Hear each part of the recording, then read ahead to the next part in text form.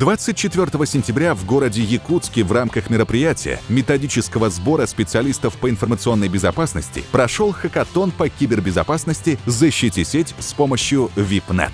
Командное соревнование по организации систем защиты информации. По условиям состязаний в каждой команде принимали участие студенты из высших учебных заведений вместе со специалистами, уже работающими в этой сфере.